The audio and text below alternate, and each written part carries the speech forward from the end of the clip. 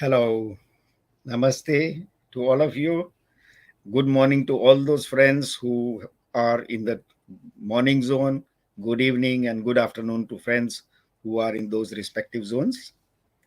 I am Vijay Kranti. I am Chairman Center for Himalayan Asia Studies and Engagement. Uh, I am the, I have the privilege of being your host. So today we are going to organize this webinar. The title is Will China's Colonies Celebrate Independence Day Soon? So this is a question which is coming to mind to many people, especially in Asia, because after 2 days, India is going to celebrate its 75th anniversary of independence. So that's why this question of about the neighbors of India who are living as colonies of China, whether they will be able to see their day of independence soon or not. Just to give you a very short, quick introduction, the structure of our today's show will be in very beginning. I'll give you a short introduction of the organizers, our panelists, and a very quick introduction to the subject, and then we go to our speakers. And after our speakers have come finished, then because it's going to, already it's going to be a long show, so we, instead of going to our routine question and answer session, we will request all our speakers to give their concluding remarks. So to give you a very short introduction of the organizers, the Center for Himalayan Asia Studies and Engagement is a think tank which is focused on understanding issues which are impacting countries and societies in and around the Himalayan Asia region. It's a platform for exchange of knowledge, views, and perspectives among Indian and international experts. We have this platform for researchers, writers, advocacy groups who are taking keen interest in various aspects of political, social, economic, strategic developments in this region. And the co-organizer of this show is Tibetan Youth Congress, which is a worldwide organization of Tibetan diaspora with a history of 50 plus years. And it stands for the common struggle of Tibetan people for the restoration of complete independence of whole of Tibet from China. So it believes in non-violence, and it's a non-governmental organization of Tibetan diaspora. And this organization has emerged as a very unique personality, as it's a kind of nursery of talent in among the Tibetan diaspora. If you see the list of the prime ministers of Tibet and Sikyong, who is equivalent to the president of Tibet, and members of parliament, judiciary, the media, you will see most of them have had their nurturing in Tibetan Youth Congress. So these are two organizations. And now I will have the privilege of introducing our today's panelists, our experts. I will first introduce Mr. Mikulas Peksa, who is a member of Parliament of European Parliament. Welcome, Mikulas, to this show. Mr. Mikulas Peksa is he is from Czech Republic, and he is a prominent Czech politician leader. He is elected member of the European Parliament, and he is also the chairman of the Tibet Interest Group in the European Parliament. And he is one of those special personalities who stand for all the countries who are being represented today in this show. He stands for Tibet very strongly, and on different occasions, he stands for the people of East Turkestan, South Mongolia, and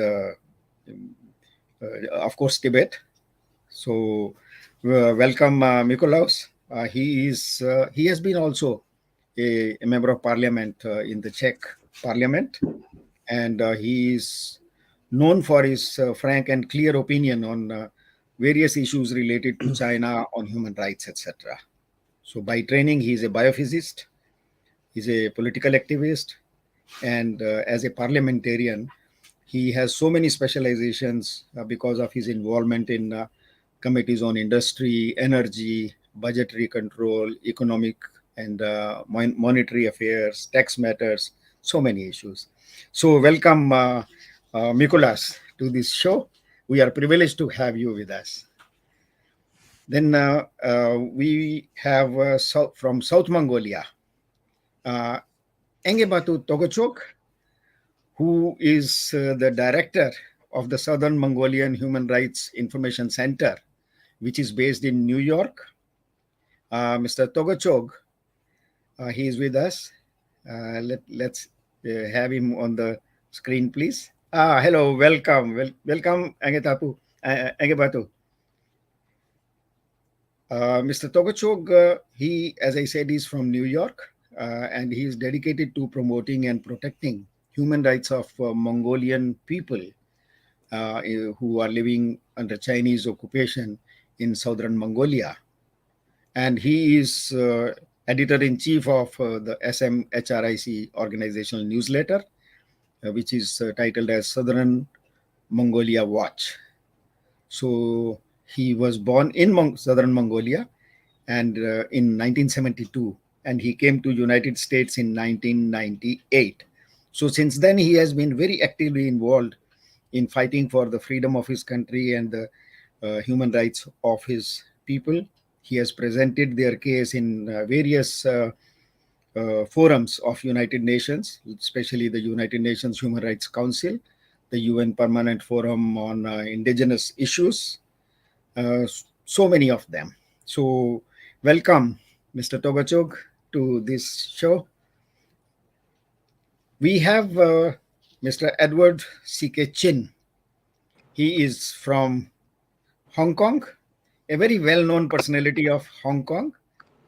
He is a media expert, a media personality. He runs two very popular shows.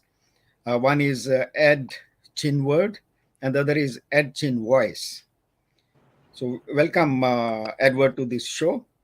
So, he's the convener of 2047 Hong Kong Monitor, which is an activist group which advocates about the democratic movement of Hong Kong. And so he's also active with Reporters Without Borders, RSF. And he has more than 25 years of experience in media, and he's an expert in financial management. He is a certified Canadian investment manager and a fellow of the Canadian Securities Institute. So we have a person who is very deeply involved in the human rights and freedom rights of Hong Kong. So welcome, Edward, to this show. And today, my very special thanks to Edward, because you have another engagement. Today you are in Washington, D.C. And very in next, I think, 1 hour or so, you have an appearance on in a TV interview. So we'll request you earlier to make your presentation. We have Professor Yunming Yen from Taiwan. So who is a very special guest this time for the very reason that he comes from Taiwan. And Taiwan has been in news for a few unfortunate reasons very recently. The whole world is watching that China is threatening Taiwan to convert it into a similar colony as China has done over the years to Tibet, as they have done to East Turkestan, or they have done to southern Mongolia. And it's the brave people of Taiwan who are fighting back. So, welcome, Professor Yen. Professor Yen is an associate professor in the Department of Political Science and in the Tunghai University of Taiwan. So he had his PhD in political science from the State University of New York at Buffalo, and he is a postdoctoral researcher at the Institute of Jurisprudence Academia Sinica. So he has written quite a few important papers for very prominent journals which are related to human rights and different political issues. So, welcome, Professor Yen, to this show. We have with us Mr. Gumpo Dundup, who is the president of Tibetan Youth Congress, one of very well-known faces of Tibetan diaspora. He runs across the world to present the case of Tibet very effectively. And as I said, Tibetan Youth Congress is one of the largest and oldest socio-political organizations of Tibetan diaspora. And he himself was born in exile in India. He had his education in India and his training within Tibetan Youth Congress itself. Now he is the president, the supreme leader of Tibetan Youth Congress. It is very committed to non-violence, but fighting for the complete freedom of Tibet from China. So welcome, Gopo Dundup. We will have two more speakers who will be joining us very soon. Mr. Dulkun Isa is one of them. Uh, and we have our colleague, Professor Ayushi Ketkar, who will be joining us very soon. So, oh, hello. Ayushi is here with us. Welcome, Ayushi. She is a professor at Jawaharlal Nehru University. She specializes Tashidele.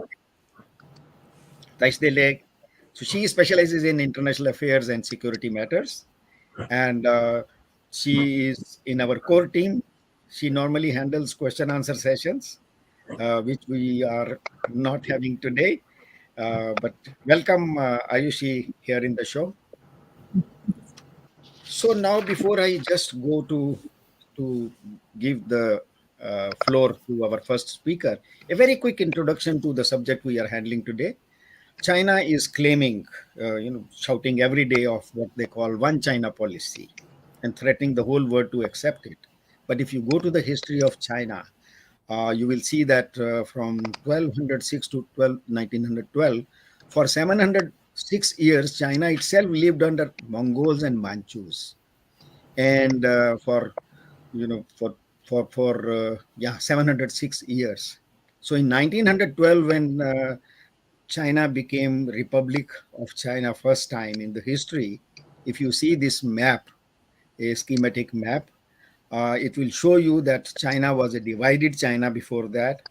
There were parts occupied by Germany, Britain, Japan, Portugal, and France, and which were united to make Republic of China.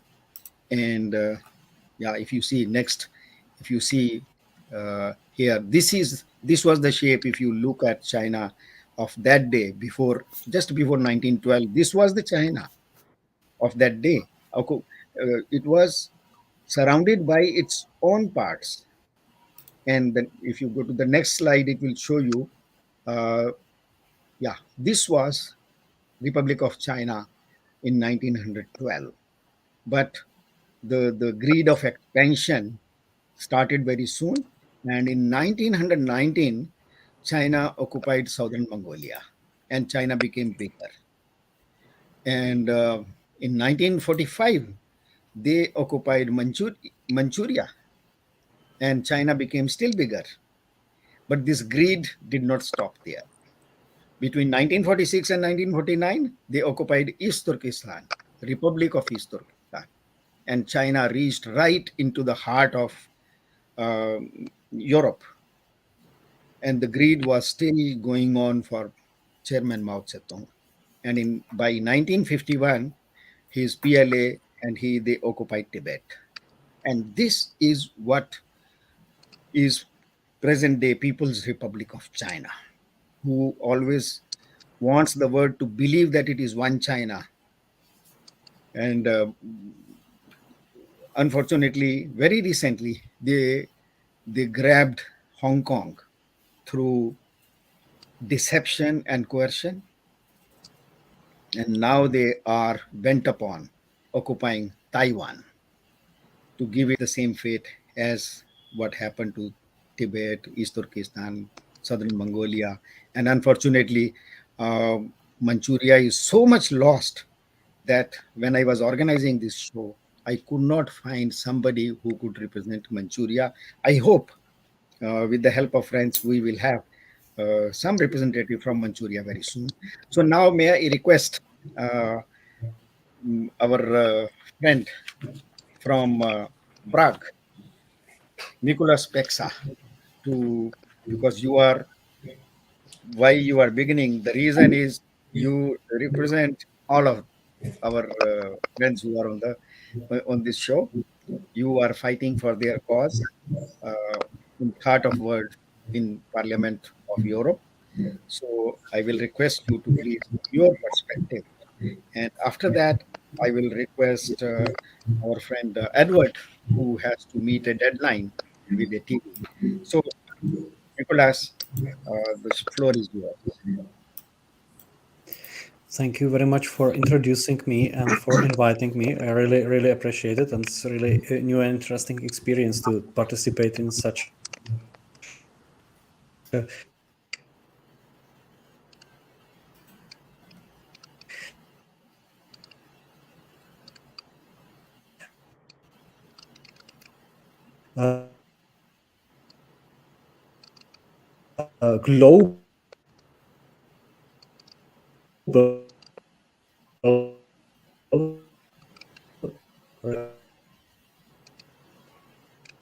now I'm back. So usually when I'm talking in the European Parliament on behalf of the Tibet interest group, we are advocating for this so-called middle way approach, which is in a shorter version and more in order to find a way how to provide more autonomy and freedom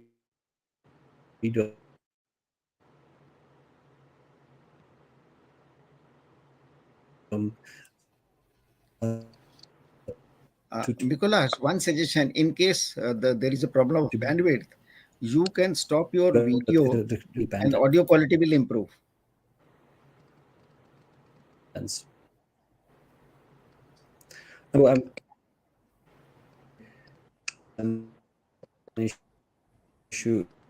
There is an issue somewhere on that. No problem. Usually the middle way app we are talking about is aimed on the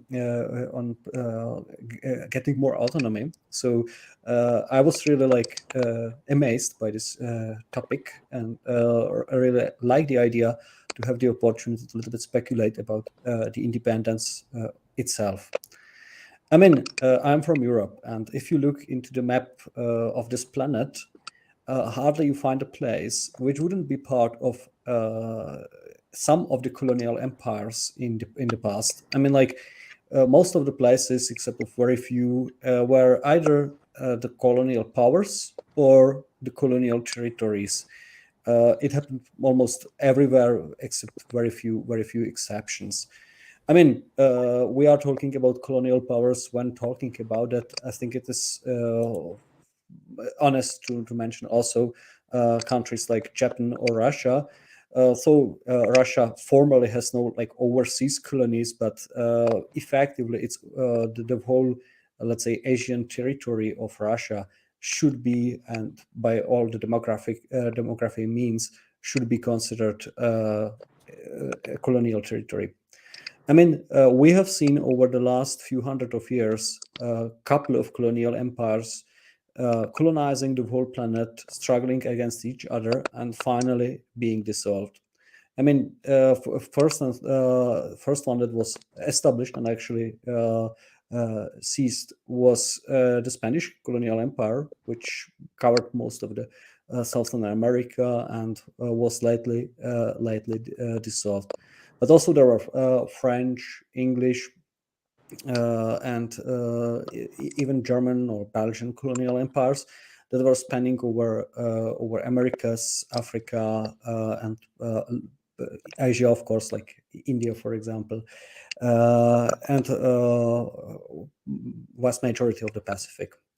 I mean, what we have seen in the last, let's say, 100 or 200 years were overall collapsing of those colonial empires. The Spanish one was first, but the German one ceased immediately after the First World War, and the French and English mostly after the Second World War. we can discuss the reasons, but obviously the world we are living in is no longer suitable for the big colonial empires as we have seen that in the past. They are deceasing everywhere. Effectively, those last two that are surviving are exactly Russia and China.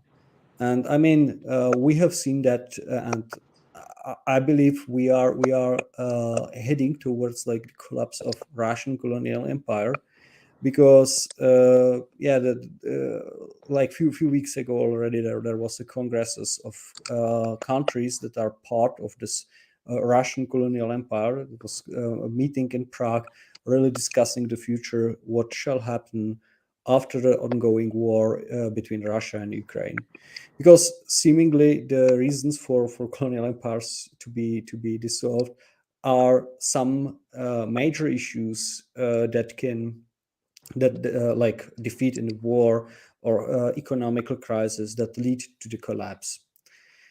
Uh, I believe, and it seems to be at least possible, if not likely, that Russian empire will not survive this decade. I think it's pretty much possible. Russia is coming to through a huge economical problems. It is being pressured by the war, and seemingly corrupted without really bright perspective for its own citizens. These are not sustainable factors, and I believe Russia will not survive that. When it comes to question of China, we are talking about much more complicated case, because China is the biggest empire of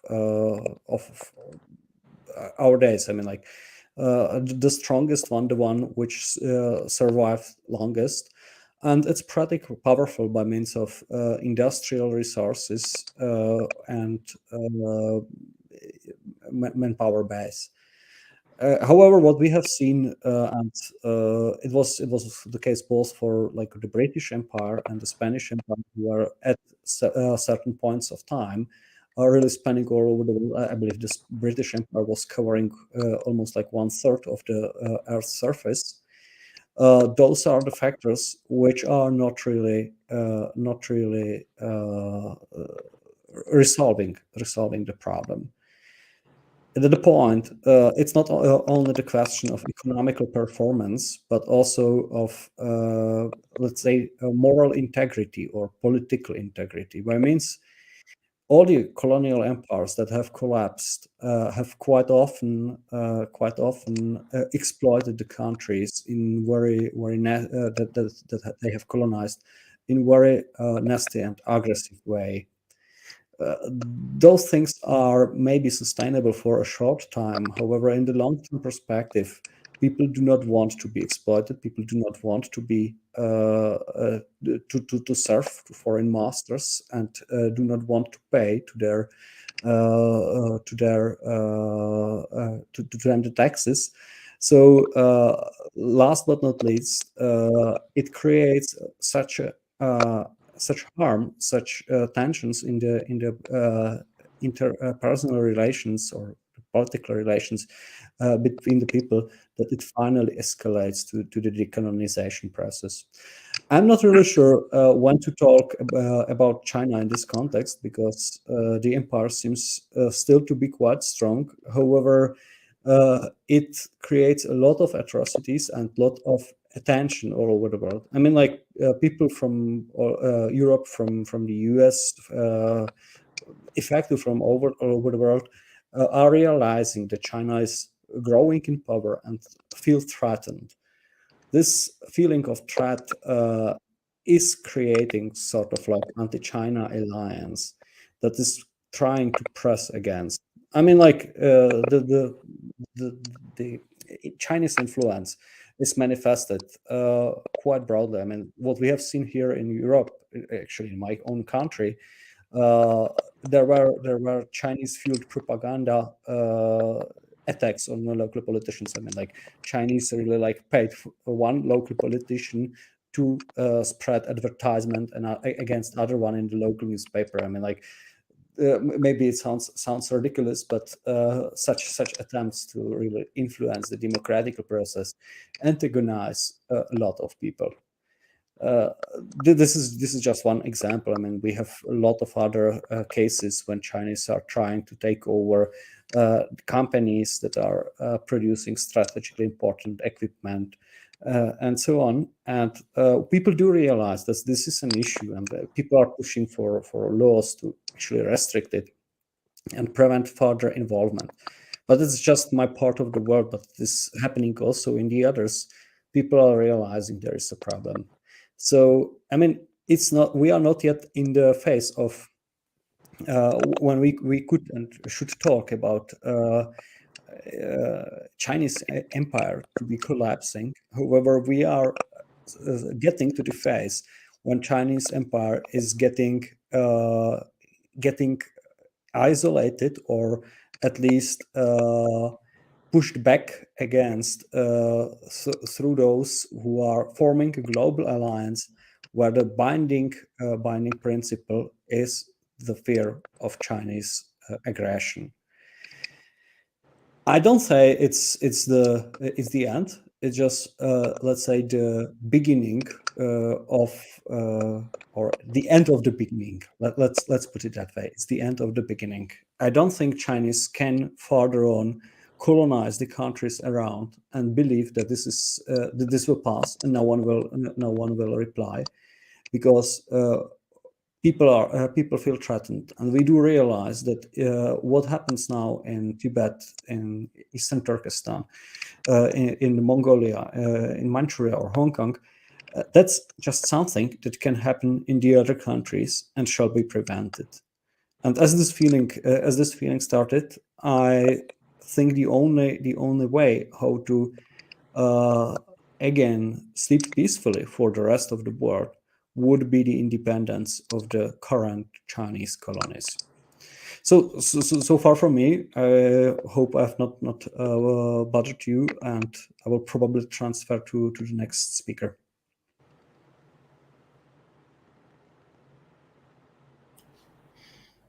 Yeah, thank you, Nicholas.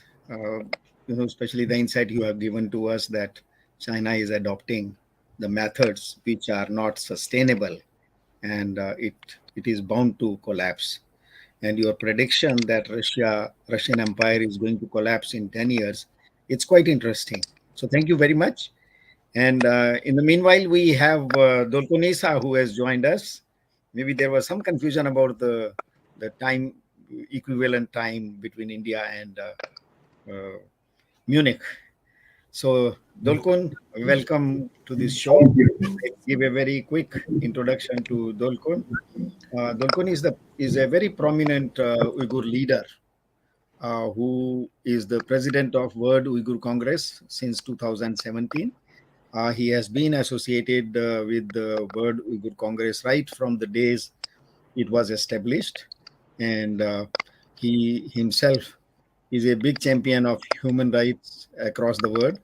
He is quite famous for many good and interesting reasons. Interesting is that China did a huge lobbying, although Dolkonisa believes in peace and non-violence, but still China was able to manage a red corner for him with Interpol to announce that he is a terrorist. So China got a big pushback from across the world because the world knew who is Dulkunesa.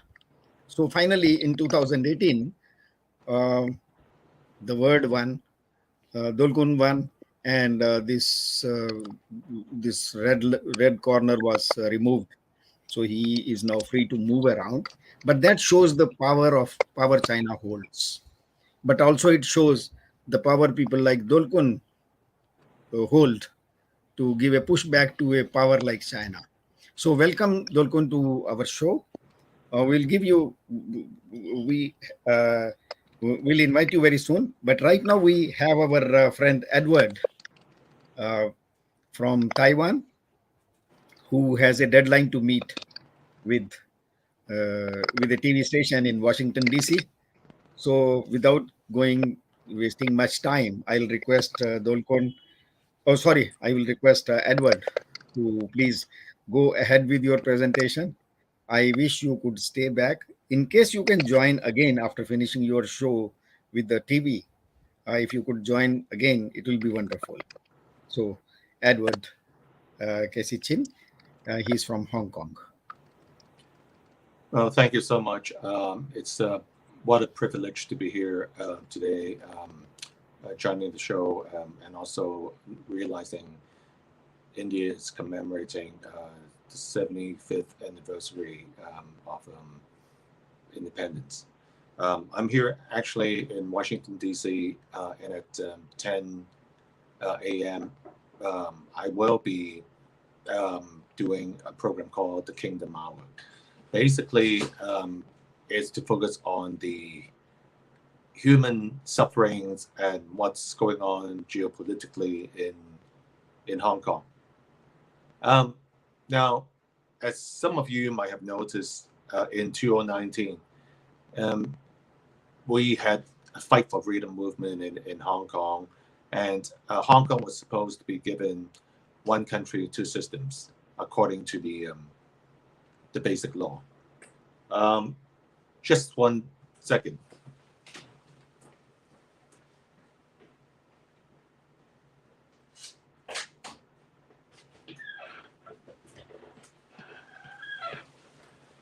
Sorry, there was some interference. Now, what happened right now, it's with the enactment of the national security law in 2020. After 2 years, we see a lot of the prominent business leaders who are pro-democracy, politicians, activists, they are now detained or are already serving prison terms in Hong Kong. Now, this is more than surreal. Hong Kong was supposed to be an international financial center. I spent the last 32 years not only in broadcasting, but also in financial media management and hedge funds.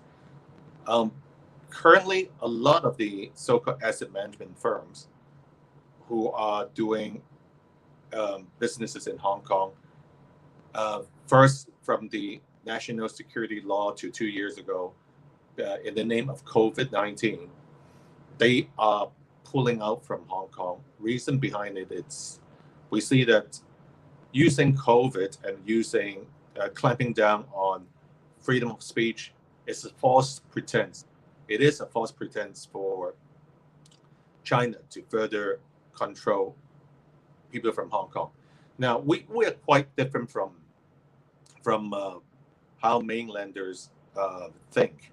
First of all, Hong Kong was a British colony, and we speak Cantonese and we use traditional Chinese as a way of communication, and also English, of course.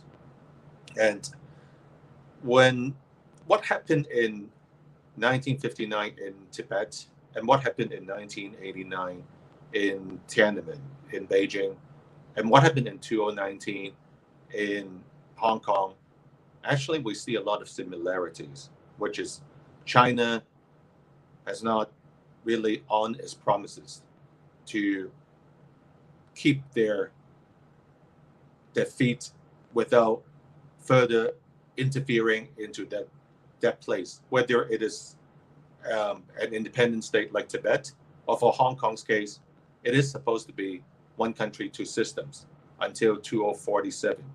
That's why our advocacy group is called 2047 Hong Kong Monitor. Now we passed the so-called the halfway point, which is 2022.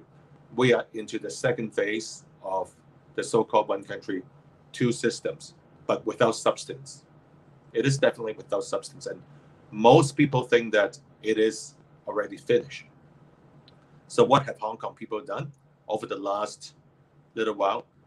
In the last 2 years, there's massive exodus of Hong Kong people to the Five Eyes countries, meaning to Canada, a little bit to the US. A lot of them, they're returning back to Canada. And UK, they have a special like what we call like a 5+1 visa schemes for BNO visa holders. I predict if push comes to shove and if things get worsened, and then they have all these different ways to monitor Hong Kong people using some sort of a so-called like a health app with a green light, yellow light, and then like a red light. So it's a different way to monitor people movement inside of Hong Kong. Out of a population of 7.5 million, I think if push comes to shove, easily half of the Hong Kong population will be overseas in the next 10 to 15 years. And then probably, if our guesstimate is correct, more than 500,000 people have already left since 2019. And some of these statistics is not quite accurate because some people already are Canadian passport holders. So the number could be bigger. But what I think we need, and what I am doing, first of all, I'll be hosting a religious program in less than an hour. The most important thing is to let the whole world know that a lot of people from Hong Kong in 2019, they sacrificed their time, they sacrificed their life, and they sacrificed their freedom to fight for democracy and fight for free speech in Hong Kong. But the end result is they are imprisoned and detained. Now, this detainment could be prolonged into much, much longer. You see, a lot of activists in mainland China, they are they are kept inside of the system until they die. And I hope this is not going to happen. So I prayerfully ask for those people or people in different parts of the world who care about freedom, let's fight for it together against bureaucracy and against tyranny. Thank you very much.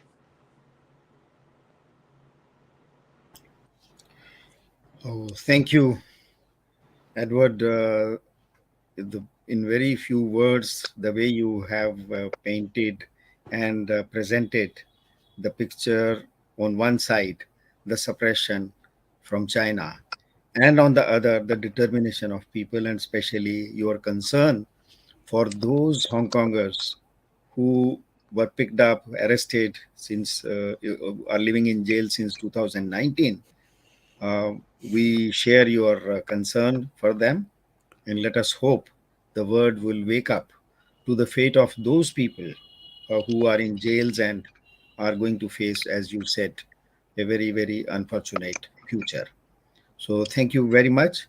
I wish you could stay back with us longer, but anyway, I'm sure you have another responsibility. So we'll say goodbye to you. Is it okay? Or in Okay. between, if you can Yeah.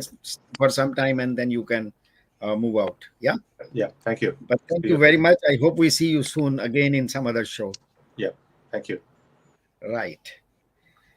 So now we have our friend Dolkonisa, who is an Uyghur, a fighter, a very prominent champion of human rights cause of the Uyghur people, the Turkic people of East Turkestan. So may I request Dolkunisa to make his presentation. Dolkun, please. Thank you. Thank you, Mr. Viaj, for nice introduction on me. Very honors.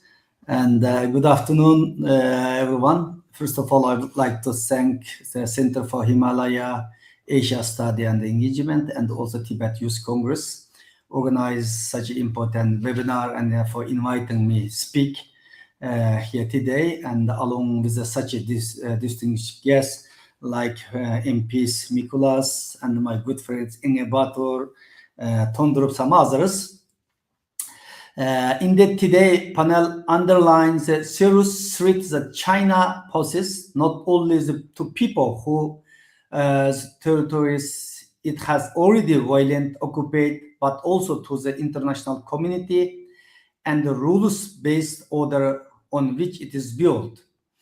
For the Uyghur people, like so many other ethnic and religious group who share its history of the violent colonized occupation at the hand of the Chinese Communist government, China's colonial system has brought with it is unspeakable suffering and misery. This crime against humanity and the genocides that Uyghur people are currently facing are direct consequences of the colonized occupation of Turkestan in 1949. Back then, the Uyghur people were promised autonomy, a form of the self-rule in the politically, economically, culturally, religious matters, as the name Xinjiang Uyghur Autonomous Region might suggest it. However, such promises were never fulfilled, and instead of the Uyghur people have faced a long period of discrimination and violation operation. The story of the Turkestan as a Chinese colony is one of the gradual erosion of the human right and the freedom. The colonial occupation of the Turkestan has not only been a form of the occupation of the land and the territory, but also one in which the Chinese government has seized every aspect of the Uyghur society and tried to mold it is according to its wishes. This has not only been limited to restriction on politics, economic, cultural, and religious in Turkestan, but has extended to a form of colonialized occupation of the Uyghur people as a people. This has especially been under rule of Xi Jinping. Indeed, the most visible way in which the Chinese government has manifested the violent nature of its colonialized occupation in Turkestan has been construction of a widespread system of the concentration camp, in which today more than 3 million Uyghur, Kazakh, and other ethnic Turkic people have been arbitrarily detained since 2017. By detaining millions of Uyghur, especially intellectuals, religious leaders, and teenagers, pensioners, who hold the important role in the Uyghur society. Even my mother also died in the concentration camp, and my younger brother sentenced to life. My older brother, some resources say sentenced to 17, some say 24 years. Since 2017, I have completely lost contact with my family member. I have no idea. Just time to time, we got the news from Chinese media, some of the international media, only got such heartbreaking news.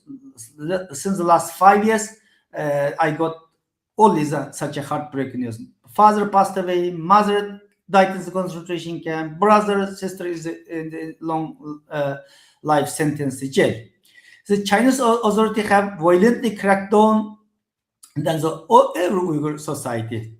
This violent operation has been expanded to every part of Uyghur society as the everyday activism of the Uyghurs as monitored by repressive surveillance, and the Uyghur historical site, cultural heritage are destroyed to deny the Uyghur peoples and the history claim to their ancestral homelands. The most disgusting example of the Chinese government's occupation of Uyghur society, however, has been its occupation of the bodies and the reproductive right of the Uyghur women by implementing a region-wide policy of mass sterilization and forced abortion, and subjecting Uyghur women in the concentration camp to systematic rape, sexual abuse, torture, and the Chinese government is inviting the very core of the Uyghur people future and endangers the next generation of Uyghurs. The practical aspect of this are already visible. Uyghur birth rate have more than have it in 2019 and have probably declined even further since then. It is estimated that in the long term, this will be led to the loss of the million of Uyghur births, putting future existences of the Uyghurs as a people at the risk. The list of example of how Chinese Communist Party is occupying the Uyghur as a people goes on and on. By imposing system of the state-sponsored forced labor, Chinese government has effectively seized the Uyghur workforce by separating children from their family and sending them to state-run institutions. Chinese authorities have seized lives of the upbringings of the Uyghur children. No aspect of Uyghur society is protected against the violent colonialism of the Chinese regime. This situation is not limited to Turkestan. Mass detention, crackdown on the religious, cultural, forced labor are not isolated incident, but standard working method of the Chinese Communist Party to cement its rule in occupation territories. In Tibet, Hong Kong, Southern Mongolia, we have seen Chinese government repeated itself over and over again. This shows us that no one is safe against Chinese regime's violent expansionism. This has become all the more apparent in recent weeks as the Chinese government's threats against Taiwan have become increasingly serious. The welcome visit Speaker Nancy Pelosi to Taiwan has reminded the world on an important fact. Chinese state is a danger of human rights and democracy worldwide. But this should not come as a surprise. As we have explained, many examples of the Chinese government's work method exist.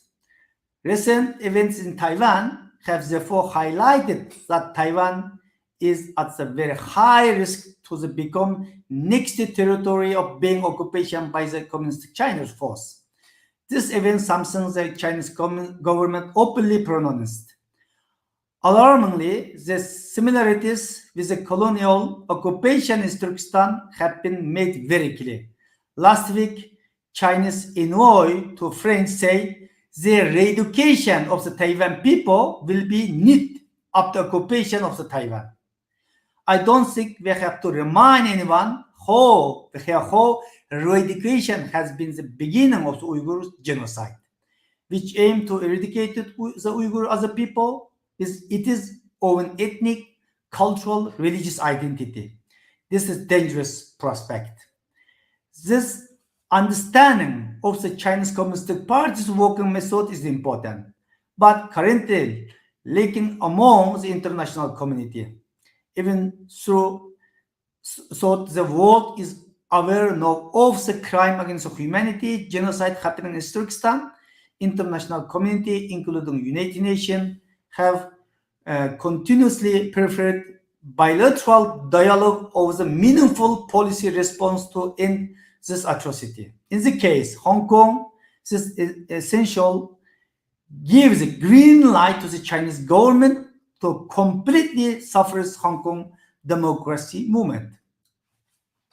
It is unjustifiable that global leaders and the company continue to conveniently choose the trade relationship with China over the human rights and the lives of the people under Chinese colonials occupation. Sadly, profit continue to trump's human lives, while international community might not feel the suffering of the Uyghur, Tibetan, Hong Kong, Southern Mongolian, and others.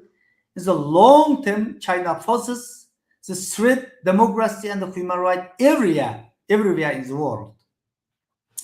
The crucial step to step down and better global response to China's atrocity crime starts with accountability. Even so, the United States government, as well as 10 parliamentary bodies worldwide, have recognized that China's atrocity against Uyghurs continues crime against humanity and the genocide. Meaningful action towards justice, accountability is needed. a small step in the right direction was made last year within US, UK, European Union, and Canada imposed coordinated sanction on 4 Chinese officials and one entity complicity is the Uyghur genocide. But of course, it's not good enough. International community should use all tools at its disposal to hold this responsible to account. In particular, United Nations has so much more room to improvement, given the disastrous visit of the Human Rights Commissioner Michelle Bachelet and the fact her office report on the situation on the Uyghur has still not published. Why is the UN still silent? I have tried to make clear through these remarks, international community must reach and understand how current situation Uyghur and the other are result of the Chinese aggressive expansion. This related is to colonial tendencies, both in territorial as well as social manner. This is why concept is self-determination is key to provide solution to the situation in East Turkestan and others. For the Uyghurs, political situation in East Turkestan is uncertain, but Uyghurs are sure that if we have the freedom to choose of political, economical, cultural, social future, like the people of the Taiwan currently still have, East Turkestan can be free and a thriving democracy. Self-determination in concept is the current not given attention in deserves. For democracy, human rights, freedom to thrive internationally, all people should have say in the futures. China currently poses the biggest threat to such an international system. It is a time world recognize it. It is a time world should take action. Thank you. Yeah, thank you very much, Dolkon. As I know you since long. I have heard you so many times at many places in international forums. So you have very nicely presented the case of uh, Eastern East Turkestan people, and I agree with you that very soon the people of East Turkestan will have the chance to make a choice and they will be free. So thank you very much. Now I will request our friend from South Mongolia, uh, Ingebatu Togochog. Yeah. So to please present the case of the people of southern Mongolia, what China claims as Inner Mongolia. Yeah. Ingebatu, please. Hey, good evening, good afternoon, and good morning. First of all, thank you, Mr.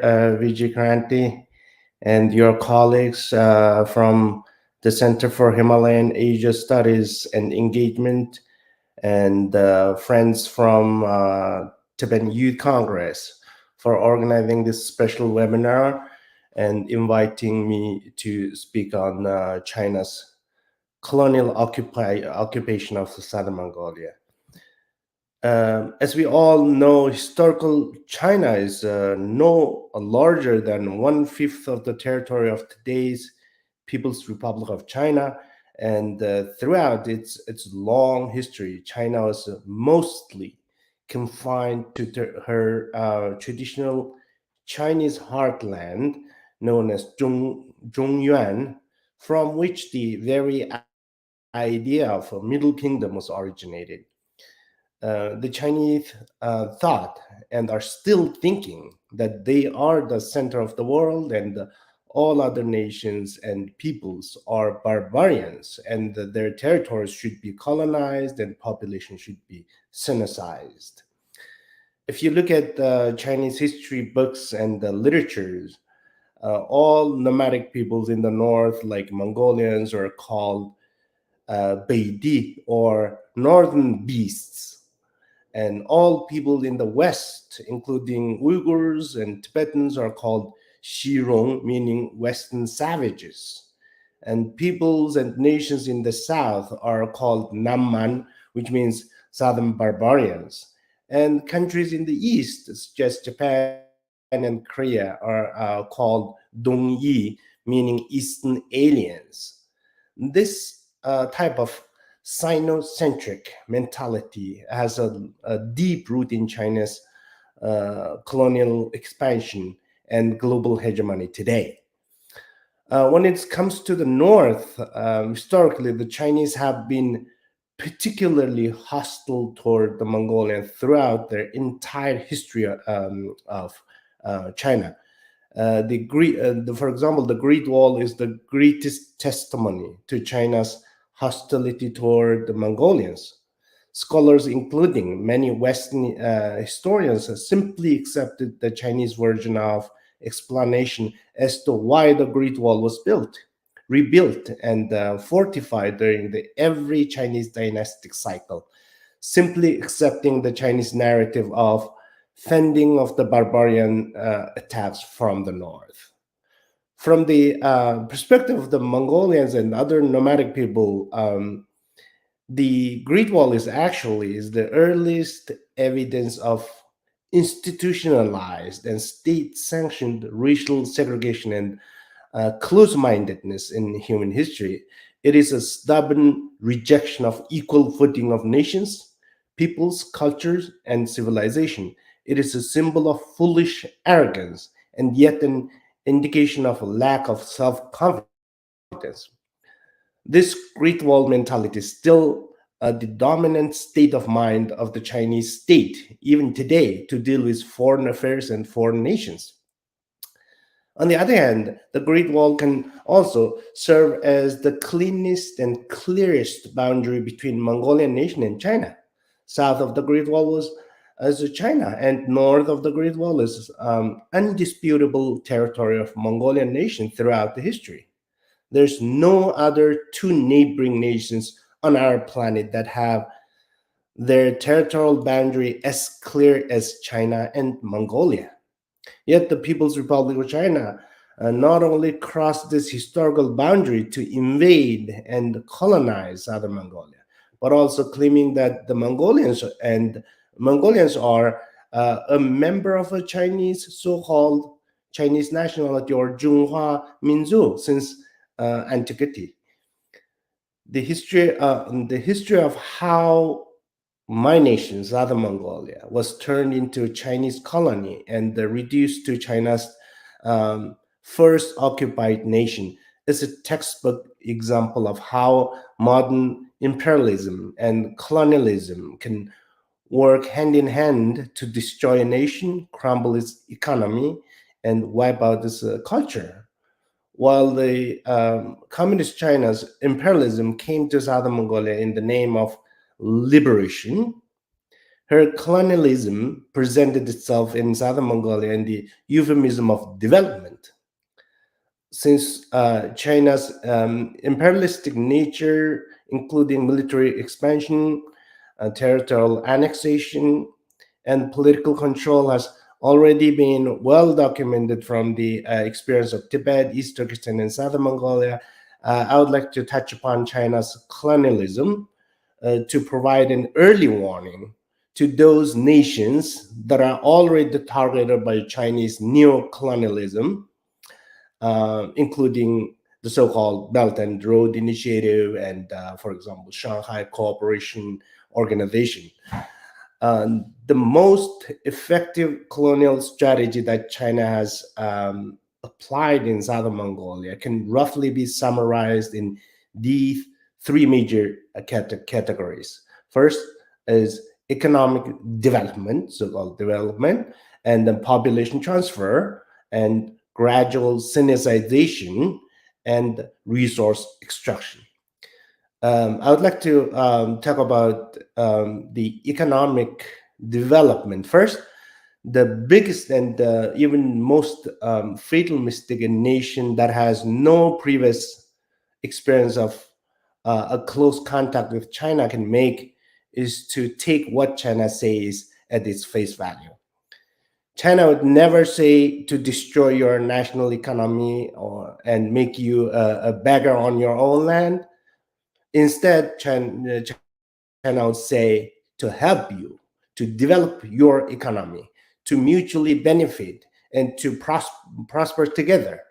She can even come up with an unusually affectionate rhetoric, such as like establishing a twin city or sister cities relationship with your towns and cities, and offering kinship affection to become your big brother to help you little brother.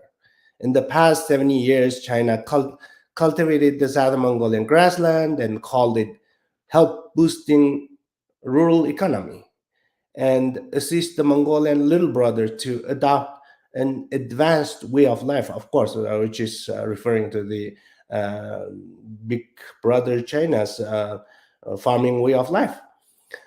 When the thin topsoil of the Mongolian plateau is destroyed by this big brother's iron plow, now the big brother blames the little brother's backward nomadic way of life for the environmental destruction.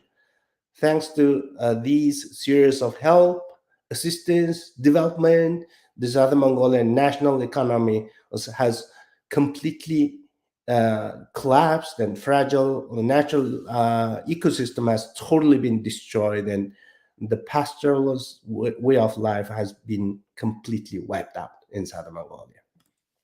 The second method is the population transfer. Um, The influxes of population transfer from China proper to Southern Mongolia played a crucial role in destroying the nationhood of Southern Mongolia. The early waves of population transfer took place in a more natural way of migration, sending refugees fleeing from war, natural disaster, famine, and poverty. Most of the refugees were poor peasants from the neighboring Chinese provinces. The Mongolians provided them with the food, shelter, livestock, and land to feed their families. Within few decades, these immigrants quickly multiplied and pushed the Mongolians out of their land. In fact, during the massive genocide in the 1960s and 1970s, these peasants immigrants became the pioneers of torturing and slaughtering the Mongolians en masse. The later waves of population transfer took place in a more planned manner with a strong government backing. For example, the so-called Production and Construction Corps banished intellectuals. The latest form of population transfer has taken place in the name of Western development, urbanization, inviting investors, and the recovering ecosystem. As a result of these non-stop Chinese migration, the population ratio of 5 Mongolians to 1 Chinese before the annexation has been reversed to 1 Mongolian to 5 Chinese today.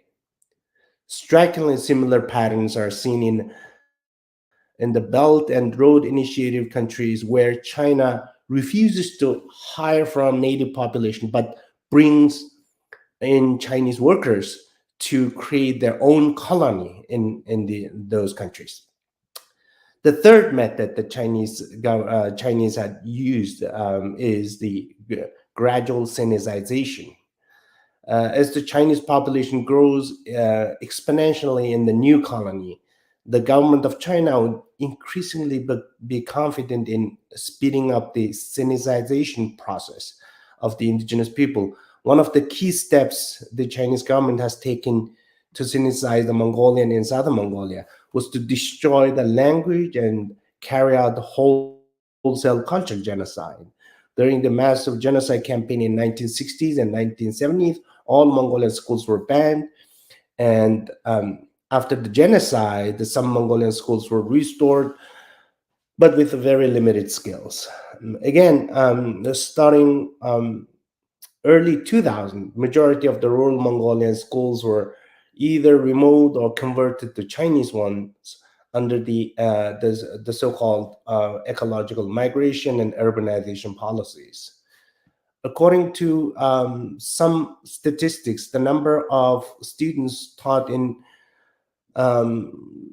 Mongolian has been reduced by 80% since the 1980s. So today we are left out with a remaining 20% of what we had in the 1980s. And but uh, starting 2 years ago, like September 2020, the central government of China started implementing another round of cultural genocide, which is, the aim of this cultural genocide is to completely replace Mongolian with the Chinese as language of instruction in all Mongolian schools across southern Mongolia, in the name of second generation bilingual education, as part of the so-called the overarching Chinese policy of second generation ethnic policy. The latest development testified to the fact that China's true intention is not only to eradicate the Mongolian language, but also to completely wipe out Mongolian culture and identity, to turn Southern Mongolia into a worry-free, homogeneous Chinese society. So the fourth method that Chinese have used in Southern Mongolia as part of their colonial policy is the resource extraction. In 2009, the government of China announced that Southern Mongolia had become China's energy base. This gave a green light to all Chinese extractive industries to come to Southern Mongolia, to open up mines with no regard to the survival of indigenous Mongolian communities, from state-run mining giants to private and ninja miners. Thousands of mining companies poured into southern Mongolia. Local Mongolian herders have been forced to leave their land to give way to these miners. Lacking the necessary skills to survive in the Chinese sedentary and urban societies, many displaced Mongolian herders became jobless, homeless, and landless on their own land. Another devastating effect of these resource plundering is the total destruction of environment. Once beautiful Mongolian grassland has completely been destroyed, vast grazing lands turned into mining pits. Rivers and lakes are dried up, and underground water has been depleted. Toxic waste are threatening not only the well-being of wildlife and livestock, but also the public health of the local Mongolian communities. As China becomes an economic superpower thanks to the natural resources plundered from southern Mongolia and other occupied nations like East Turkestan and Tibet, and also the cheap labor exploited from the vast domestic population of 1.5 billion, Chinese global ambition certainly is growing rapidly. The Belt and Road Initiative is one of many indicators of China's global hegemony and neo-colonial appetite. Any nation, as sovereign and as independent as it may be, must take extra precaution when receiving China's so-called gift of help and friendship, if it doesn't want to become a colony and ultimately becoming a province of China. Thank you.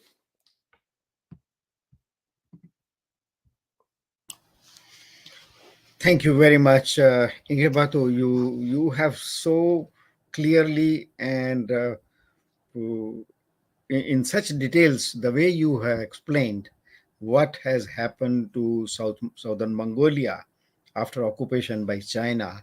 This is an eye opener, and I must admit that as an individual, as a journalist who has been following Tibet and China very religiously for last 50 years, your presentation was one of the best I have ever heard about southern Mongolia. And I'm sure our other audience, my other colleagues would be feeling same. I thank you very much for this exhaustive explanation of the situation in southern Mongolia. And in the meanwhile, we have our friend Dr. Chinjin, who has joined us from Sydney, Australia. Welcome, Chinjin, to this show. Very soon we will be inviting you. And right now, may I request Professor Yung Ming Yen from Taiwan. Professor Yen, as I explained, he is with the Department of Political Science at the Tunghai University. So it's a privilege having you, sir, with us, and the whole world is watching Taiwan.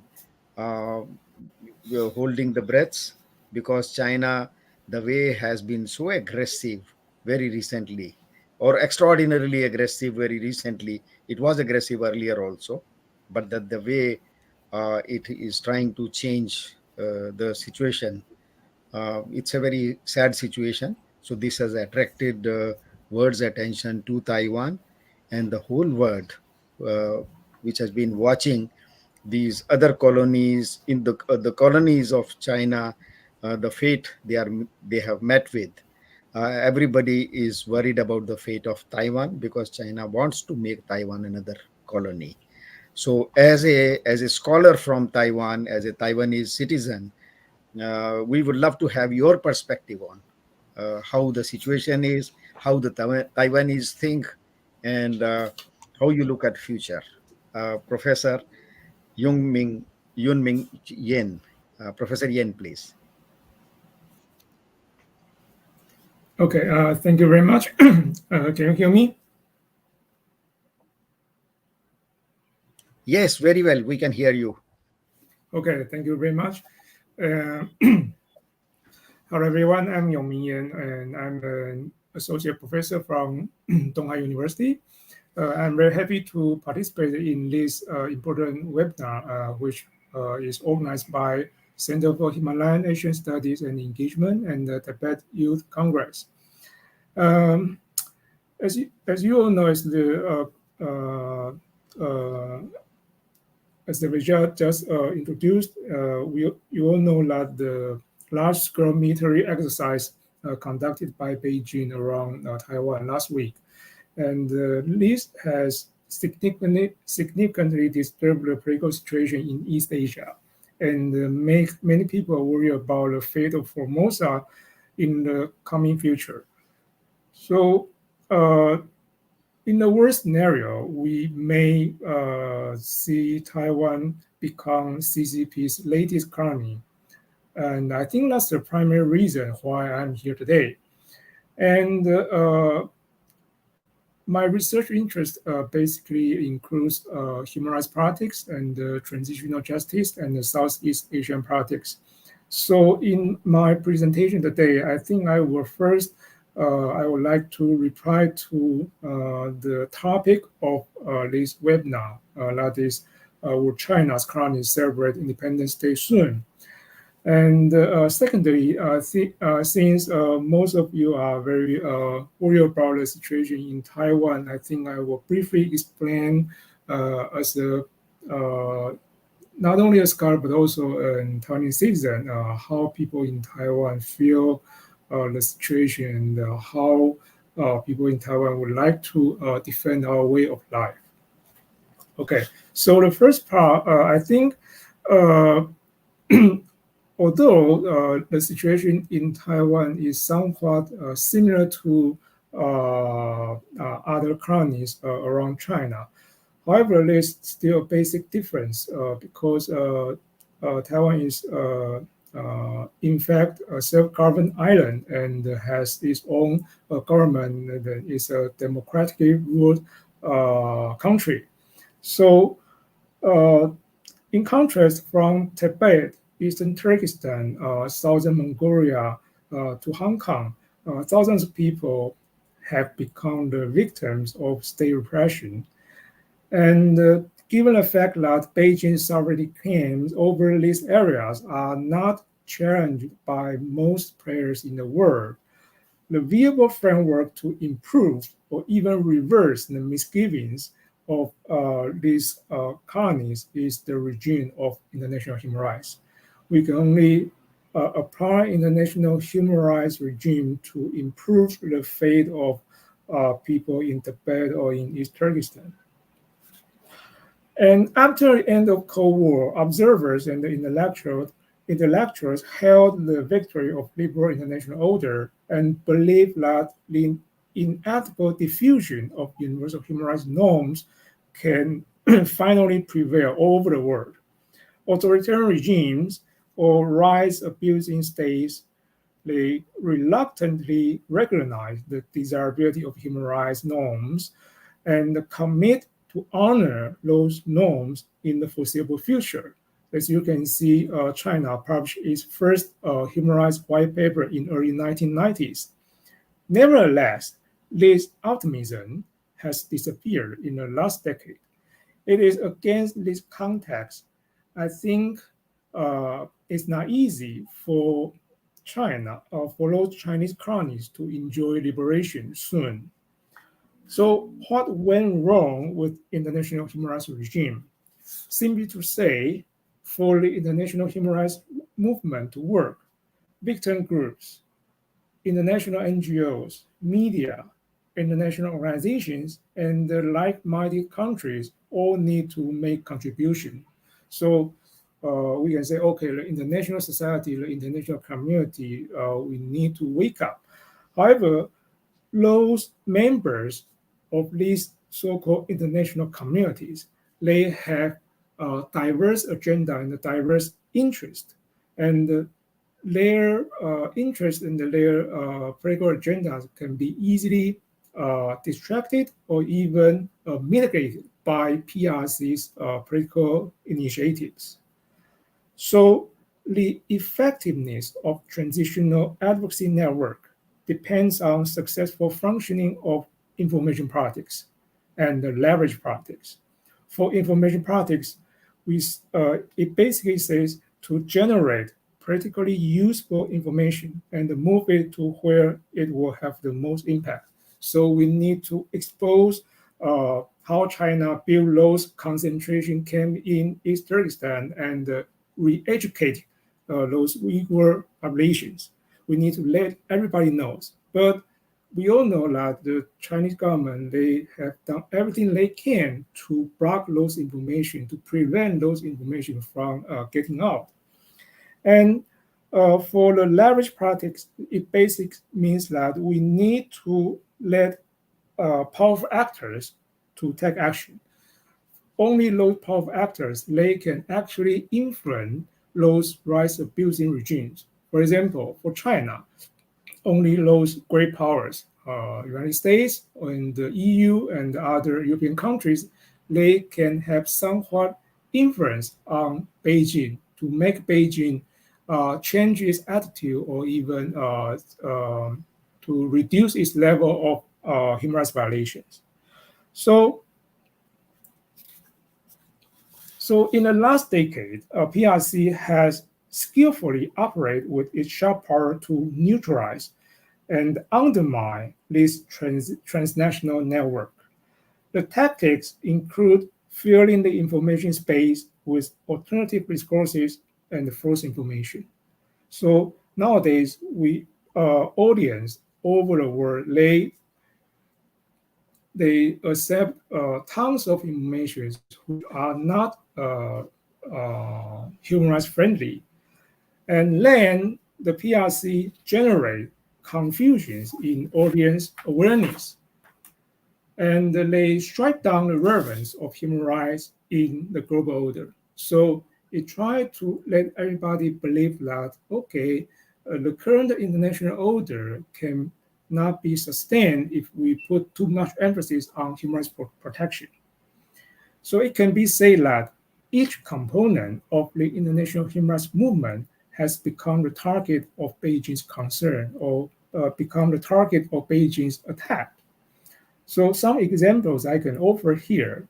For example, the victim groups at different, Chinese colonies.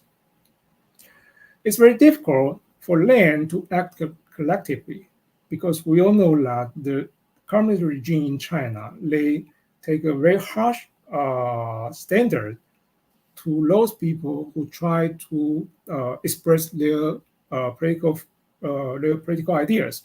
So if you dare to act collectively, then you will become the enemy of the state. So it's impossible for those victims to express their suffering to the external world. The situation is even more sensitive in, say, Tibet or East Turkestan, since the Chinese government has already made very clear that all these issues are the fundamental national interests of China. Secondly, the propaganda. In 2009, China decided to enhance its external image by investing 45 billion yuan in the propaganda system. So they try to make up the Chinese story, tell a beautiful Chinese story to persuade the world that we Chinese people are peace-loving nation, that we will support the current world order, etc., etc. And moreover, they employed the strategy of public diplomacy from Western countries. So Beijing intended to take over the discourse power at the international level. The direct consequence of this initiative to the transnational network was the penetration of China's perspective into progressive media. For example, you can find a lot of propaganda material in New York Times or Guardians or other important liberal media, which these progressive media, they used to be the major component of the international human rights movement. And nowadays, the readers, the audience, they can find contrasting narratives in the very same newspaper or in the very same news outlet. This will confuse their mindset. And usually people don't have the time, the energy to tell the good from the bad, tell the truth from the false. So finally, the result will be the diminishing credibility of those media. So the whole international human rights network has been compromised to a very huge extent. Finally, the growing influence of Beijing in different international organizations has raised concern in the last few years. As we all know that China has secured four Secretary General in the major UN-affiliated international organizations. So Beijing continue to serve, for example, in the UN Human Rights Council, Beijing continued to serve as a member since its establishment, except in 2013 and 2020. Beijing's continuous serving indicates the fact that it tried to block any unfriendly initiatives within the Human Rights Council. So, in addition, Beijing has tried to reorient the agenda of UN Human Rights Council and put more emphasis on development rather than human rights protection. So you can see the human rights UNC resolutions adopted by the UN Human Rights Council in the last few years, and it's easier to find those resolutions which echoes China's perspective on so-called shared community of the whole world, etc., etc. So given the broken network of the transnational human rights network, advocacy networks, and the strengths enjoyed by PRC because the economic strengths and the rising nationalist sentiment among the Han population, it's very difficult for the international society to pressure China, to force China to stop repress different populations among its jurisdiction, and it's very difficult for other actors to persuade China to change its course in terms of human rights values. So this is why I believe that it's not very easy for us to expect uh, quick a quick independence of those Chinese colonies. So this is the first part of my presentation. And secondly, I would like to share with you about your concern over Taiwan. Yes, of course, the military attempts conducted by Chinese army was very productive, and it even fired missiles over into Taiwan's territorial waters. And many people are concerned about the future of Formosa. And but if you look at if you were at if you were in Taiwan during those days and you went to the street, and you can find out uh, everybody just act like as usual. And some people criticize this. Some people criticize this phenomenon, and they said say that Chinese people they just have no risk awareness, and I don't agree with this kind of observation, because in Taiwan we have been threatened by Chinese military attack for decades. And in the 1995 and 1996, China has already conducted a military drill over the island in our first presidential election. So it's very clear that the Chinese government, or the CCP government, they have no goodwill against Taiwan, especially when Formosa become a democratic country since the late 1990s. So a democratic Taiwan actually show a huge contrast to the communist regime in China. It tells people that, okay, the democratic way of life is possible, is feasible in the so-called Chinese, in the so-called Sinophone. So this is the situation which I think the CCP regime cannot allow, and they will do whatever they can do to take over the island. And for people in Taiwan, I think, especially after decades of democratic life, it's very difficult for Chinese people to get used to the communist way of rule. So I think the public poll shows that 70% of Chinese people, they will defend their family, their home, when China initiated military attack. And I think we all we don't want that kind of scenario happen. But if that is the case, I think that's the only way we can preserve our cherished freedom and human rights. Yeah, thank you very much.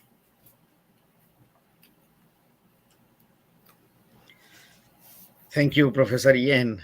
You gave a very good answer to both issues, especially in the context of Taiwan. And the way you explained that the Taiwanese people were behaving quite normal in the even when China was holding all those violent exercises. So that shows the determination of people of Taiwan and the strength democracy has added to the fiber of Taiwan.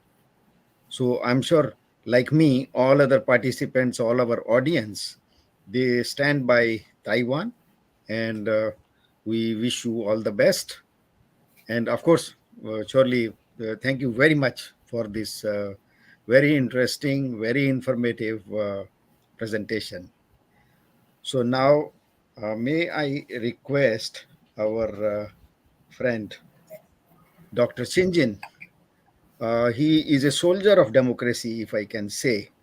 He is uh, currently he lives in Sydney, Australia, and right from 1988, when he came there as a student, and when things happened in 1989 in Tiananmen Square.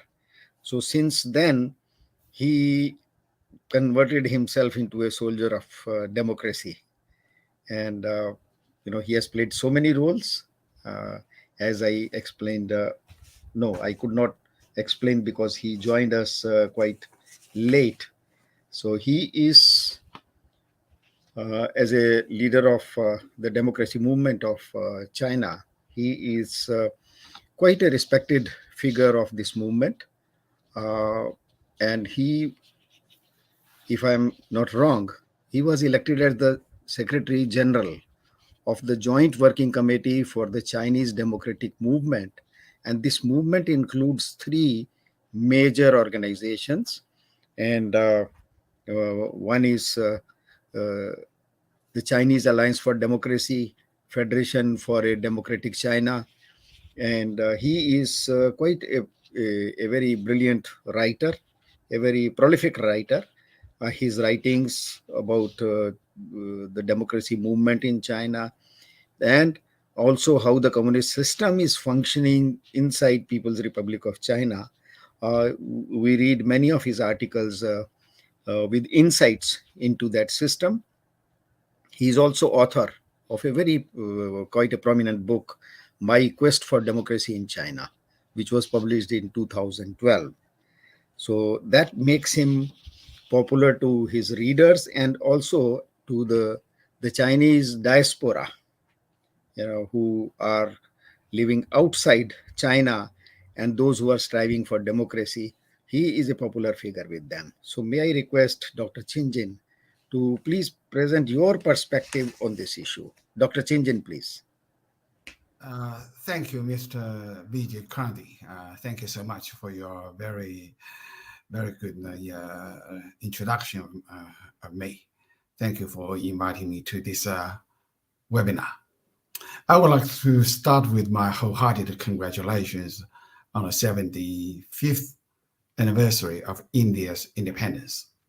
As a matter of fact, 2 days ago, I attended a workshop hosted by a think tank based in Sydney.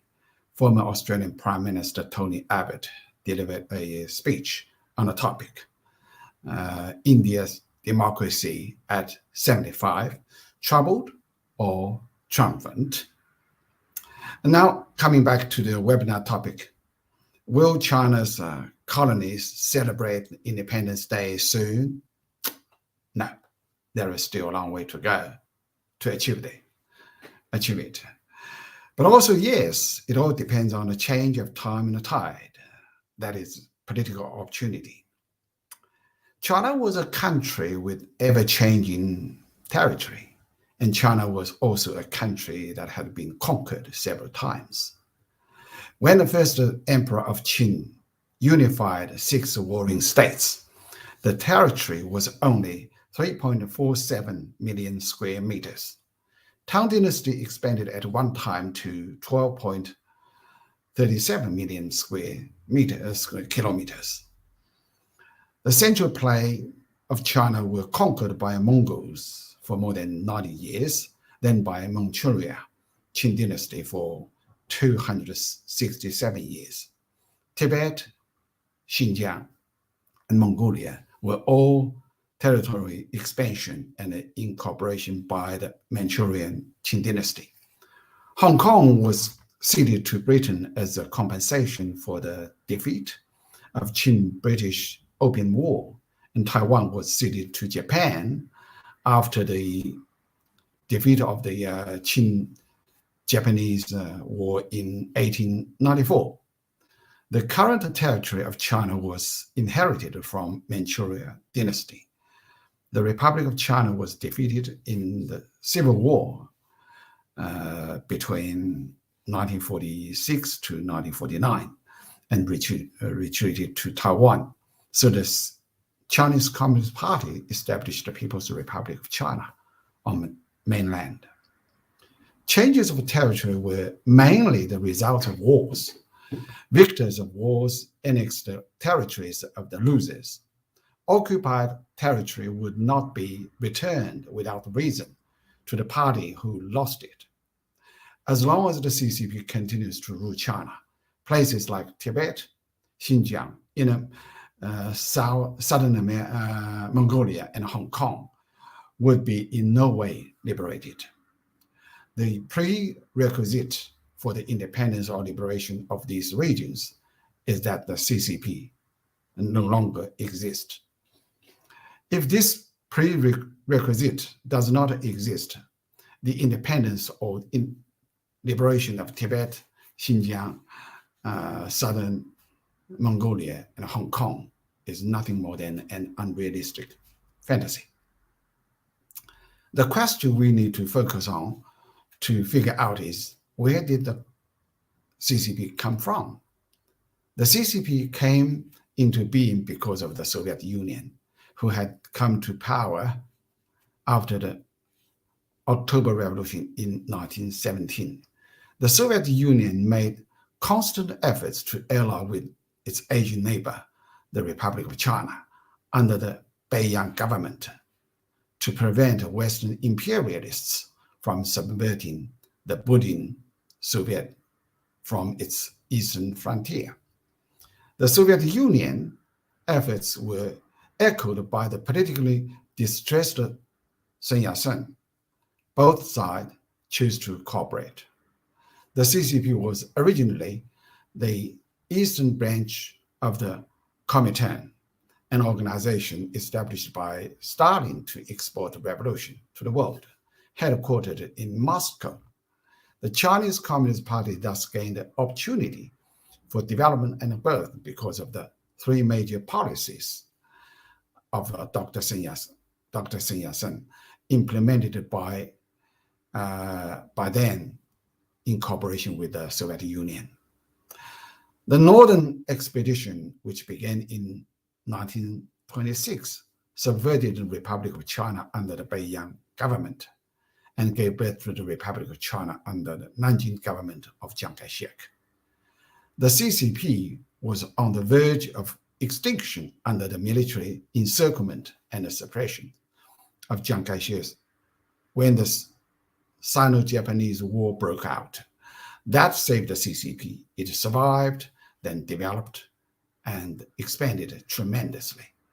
Due to the participation of the United States in the World War II, China got lucky and became a victorious country, escaping the danger of near subjugation in the Sino-Japanese War, and in addition gained Taiwan, which had been ceded to Japan in Qing-Japanese War about 50 years ago.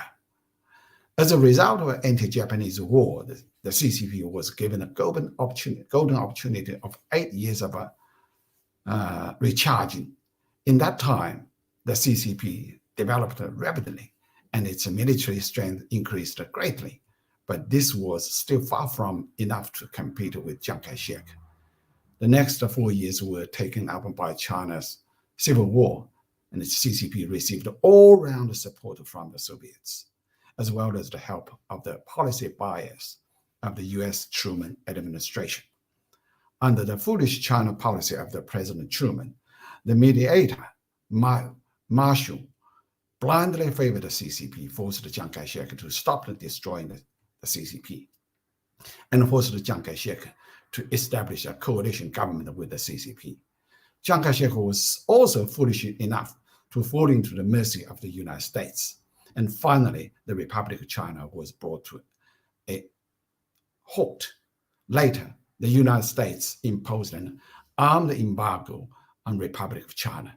As a result, the CCP swept mainland China. This was how the Pandora box containing the CCP demon was opened by the Truman administration. The Soviet Union fathered the CCP, while the US mothered the CCP. The setup of the PRC reinforced the Cold War, triggered the Korean War, enabled the CCP to take full control of Tibet, and later led to the Vietnamese War. The perpetrator was with the Chinese Communist Party and the Communist bloc headed by the Soviet Union, but it was the United States as the initiator who offered a free hand for this to take place. And more precisely, it was the Truman administration. So we must soberly aware that all problems in China now are problems caused by the CCP. As long as the CCP continues to dominate China, all China's problem will continue unabated. We have been fighting the CCP for decades, and we must admit that we just insist on our struggle and existence, but had little effect on changing the CCP. Our combined forces, the Chinese Democracy Movement, Taiwan, Hong Kong, Tibet, Xinjiang, and Southern Mongolia, cannot fight it all against the CCP. The powerful forces capable of prevailing against the CCP have basically funded the development and growth of the CCP from the end of the World War II to the present. The close relationship between the Soviet Union and PRC was short-lived, with former close friends turning hostile and becoming enemies. Brezhnev considered a nuclear attack on the CCP, but the United States stopped him. This happened in 1969.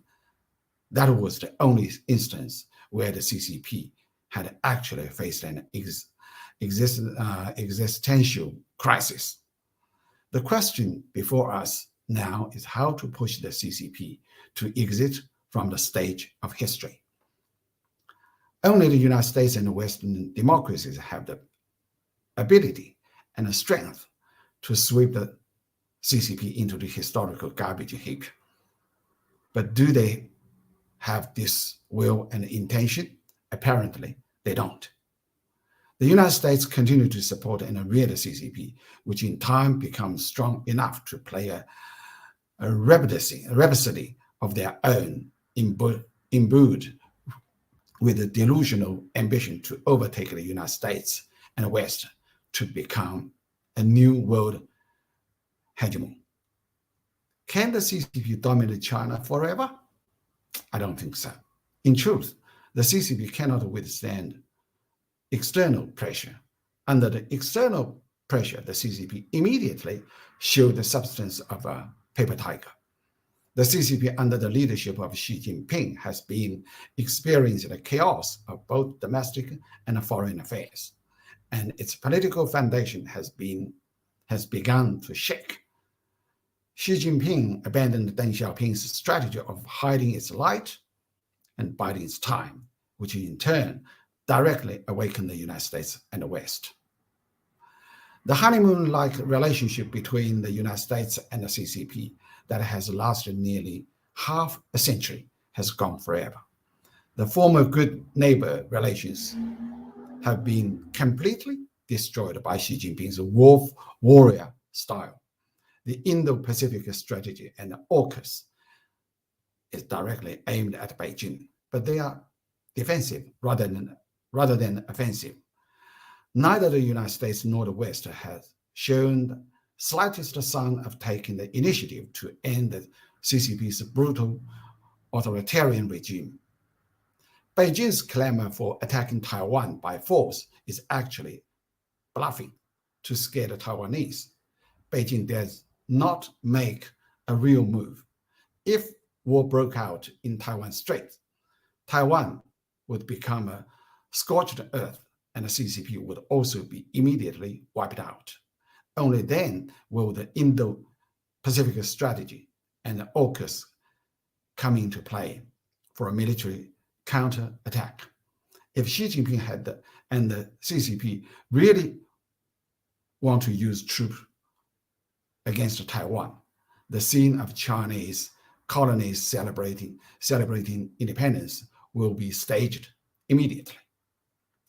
China's internal affairs have also been extensively deteriorating. Xi Jinping's zero COVID policy has greatly hindered economic development.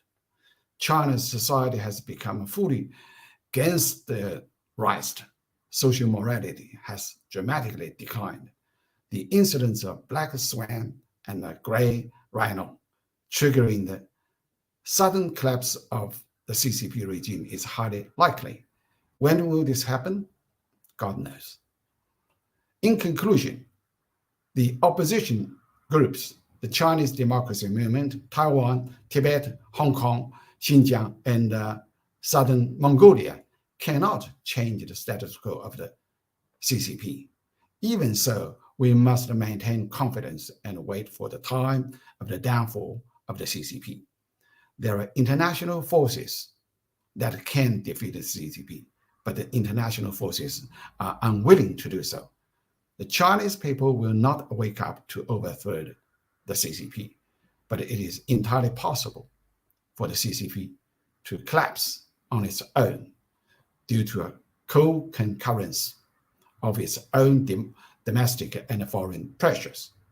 Will China's colony celebrate Independence Day soon? It is possible, but not probable. I'm personally eagerly looking forward to this day coming, hopefully as soon as possible, but I can't be sure when. I'm not good at reading a crystal ball. Thank you.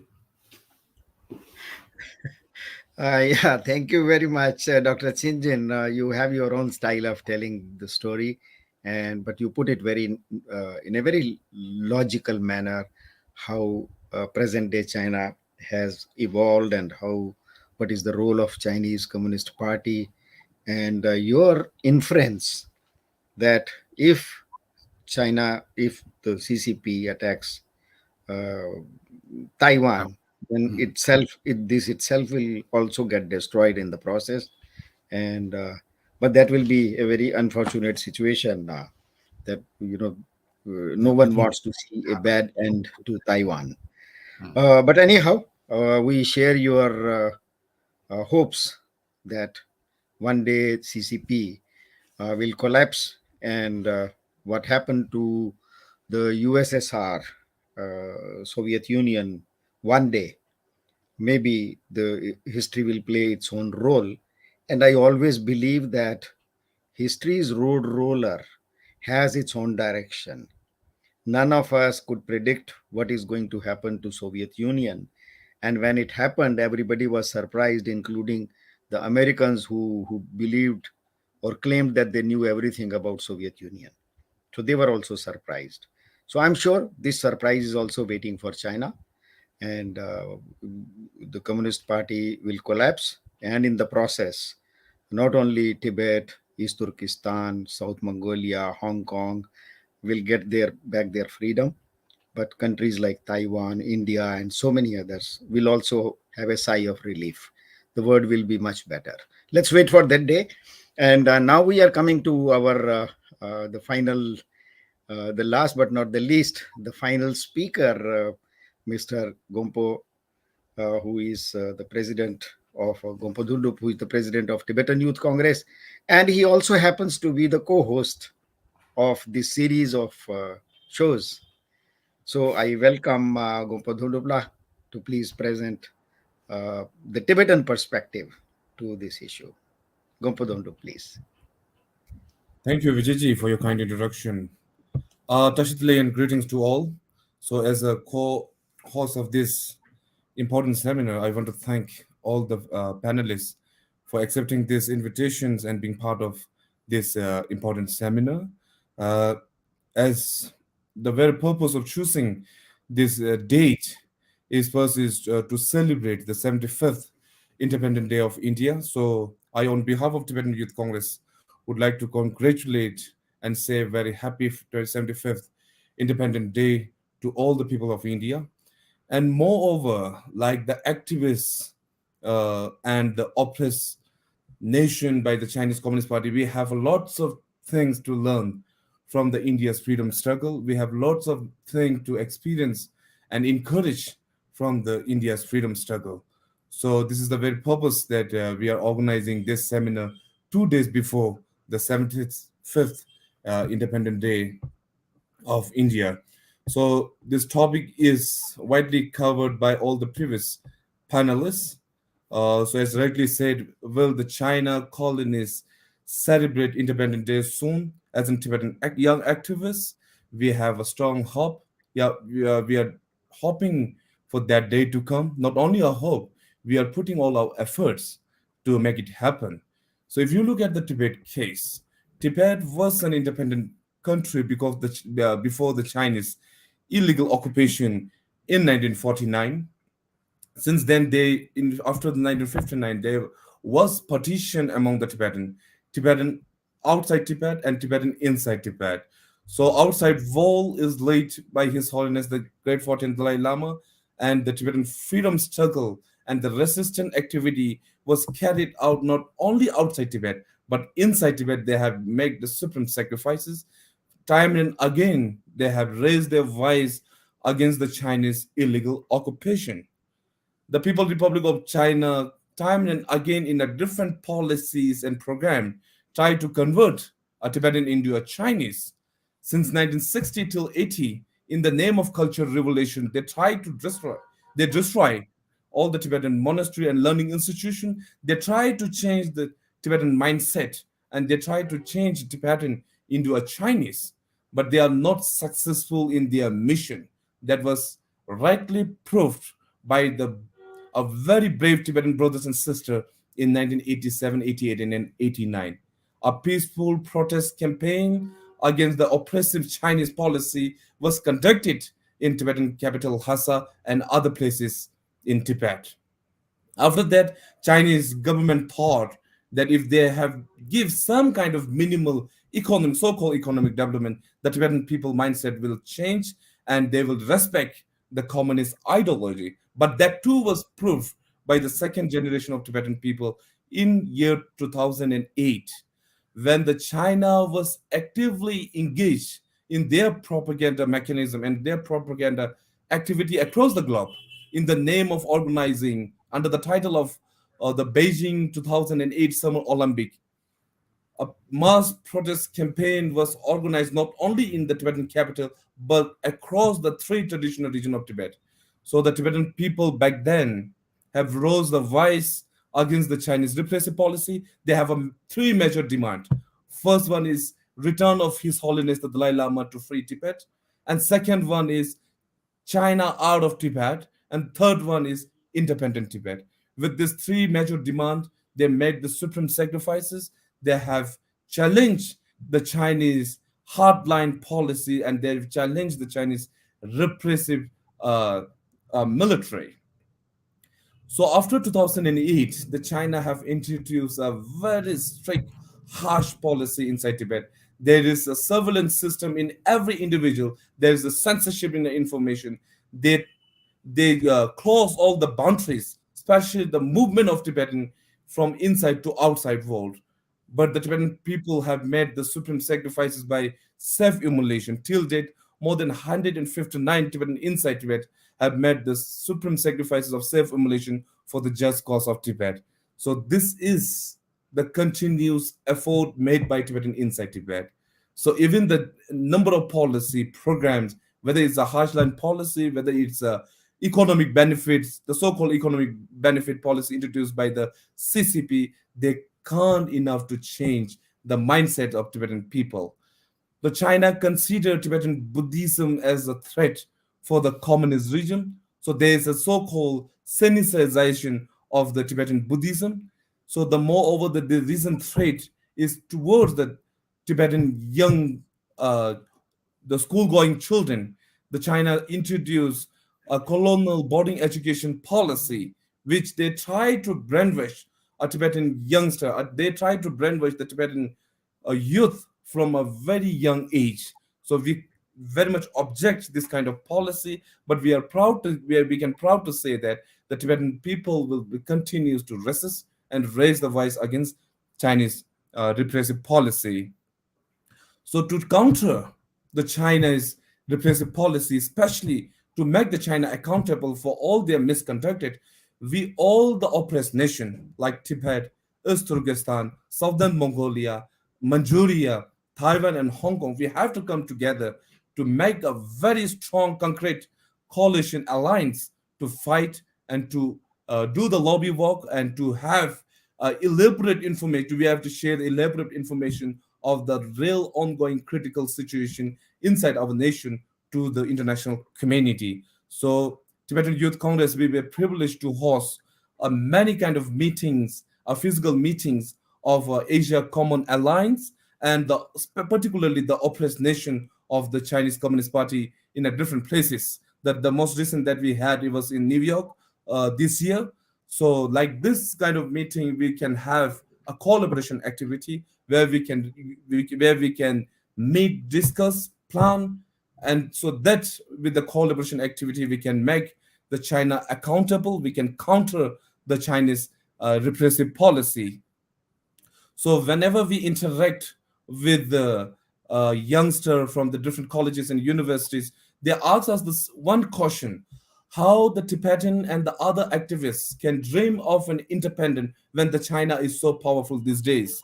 Then our simple answer is no one ever dreamed of the disintegration of United Nations when your disintegration of United USSR, sorry, USSR, when during the Cold War period the actual thing happened. There's a changes. The USSR was disintegrated in 1991 with the 15 different independent nations. So the same hope and the same kind of incident will be happen to the Chinese Communist Party soon. So we must be have this hope. We must have a aspiration. Moreover, we have to put our effort together to make this thing achievable. So for last 6 decades, all our brothers have been struggling. Now we will have to continuously carry all our activism work until the ultimate our goal is restored or ultimate our aim is achieved. So with this, with our time constant, I want to end my the very short speech, my key remarks here. So I want to thank all the panelists and our co-hosts of this webinar, Vijay Kandiji and Professor Ayushi Ketkar. So thank you very much. Okay, thank you, Mr. Gopo Dondokji. You were quite reassuring the way you have explained that Tibetans have maintained their determination, whether inside Tibet or outside, in all difficult situations. That gives a hope. And let us hope China meets the same fate what USSR faced. And now, because we are running out of time, I think the earlier normally we used to have a question answer session with the experts, but this time we decided that because we have 7 speakers instead of 3 normally, so we will conclude with, I will request each speaker to please, because you have made your presentation and you have heard other 6 speakers, so I'm sure it will be quite beneficial for the audience if we have the benefit of your concluding remarks, what you heard, what you thought, what you have made presentation, and what you heard from others. So that amalgamation of those thoughts. So I will request all the speakers. So may I start with Mr. Mikolas Peksa, please? So let us have the advantage of your concluding remarks. Thank you very much, and thanks to all the colleagues. It were very, very interesting presentations. Effectively, should I summarize it, describing very similar problems on almost like every single border of China concerning of the, let's say, internal part borders with the so-called colonies. So I mean, we do see the same thing. Chinese are causing atrocities. Chinese are oppressing the neighboring peoples, and this is not going to be sustainable. We all agree that the path to end this oppression will be long and it will take time, but there is end of this path, and we are all working on that. And I would gladly invite all the followers to do so. Oh, thank you. You know, this is quite a hopeful conclusion by you, but a little too short but very sharp. So thank you very much. So may I now request Dolkonesa, you are there. Yeah. Can you please give your conclusion remarks? Thank you. Very nice webinar, and thanks once again. Very interesting discussion and the sharing the experience, idea, everything. So, conclusion, I can say we all know that China has a big ambition. China CCP has no limitation to expand it in territorial expansion, ideological expansion. My friends in Abato already talking about Belt and the Road Initiative. This actually China's Belt Road project is a territorial expanded project. So this is very dangerous. China today has a problem. All neighboring countries, all of them, India, Pakistan, Russia, Japan, even Philippines, every country. So there is no limitation of China. So it is a time, and the world should be and stand together and stand with us, and it should be stop the Chinese expansion. Today, China's government CCP doing genocide, ongoing genocide, and the crime against humanity of Uyghur people, cultural genocide, cultural destruction in the Tibetan, and the language and some other restriction and assimilation policy towards Southern Mongolia, and the Hong Kong democracy is over, and Taiwanese national sovereignty under threatened. This should be give some lesson to the world. So if the world is continue just business as usual, just big business with China, temporarily benefit, because of the temporary benefit, then is a silence, then disaster for the whole world. So we warn to the world from the all experience, and to trying to help to the world. But unfortunately, some part of the world and wake up and trying to stop the Chinese expansion, but still most of some world and continue cooperate with China even and partnership for this atrocity and for the ongoing genocide also. So that's why we are tell the world today CCP not only threatened for the Uyghur, Tibet, Hong Kong, and Taiwanese people. Today, CCP is a truly threat to the world peace globally, global democracy, human right, rule of law. So this is my last warning to the world. Thank you. Yeah, thank you. That's a very practical suggestion that everyone has to learn from the experience of these countries who are occupied and should join hands. And now may I request Ingebatu Tokchok, please, to give your concluding remarks. Right. Thank you all for the very interesting and insightful perspective about China and her colonial policies. From China's colonial occupation of southern Mongolia, Tibet, and East Turkestan, and her recent saber rattling against the democracy in Hong Kong and Taiwan, as well as her global expansionism and the neocolonialism around the world, we can come to some conclusion that China is not just a problem of these occupied and to be occupied nations. It is a problem of all nations. It is safe to say that no nation on earth is currently free from some form of Chinese political influence, economic exploitation, and cultural invasion.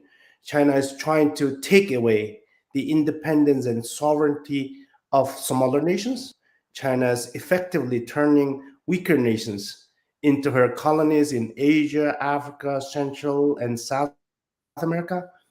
Belt and Road Initiative is encroaching over 149 of 197 sovereign countries in the world. The Confucius Institute is spreading around the world, and China is proposing to redefine the very concept of human rights in the United Nations according to her own terms. China is exporting its totalitarianism to the world and threatening the core value of democracy, human rights, freedom, and human dignity. All these tells us that the biggest challenge humanity is facing today might not be the so-called terrorism, might not be the extremism, might not be climate change, but might be the Chinese expansionism and Chinese colonialism. This is what I want to say. Thank you. Yeah, that's very interesting, perspective. Thank you very much. So now, may I request Professor Yen to please give your concluding remarks. When these remarks come from an expert of Taiwan, everybody would be interested to listen to it. Professor Yen, please. Thank you very much, and thanks again for inviting me to this important seminar, important webinar. I truly learned a lot from all the presenters, and I share I share my support with all of you to pursue your own political course, and I think I will have a very short concluding remark. And several days ago, a very famous human rights law scholar in Taiwan, she said that the more we are committed to human rights, the safer we are. She made this statement during the Chinese military drill. So I think this is a very important lesson we can learn from, because even during this kind of emergency situation, we still need to stick to the very basic idea of human rights and the human dignity.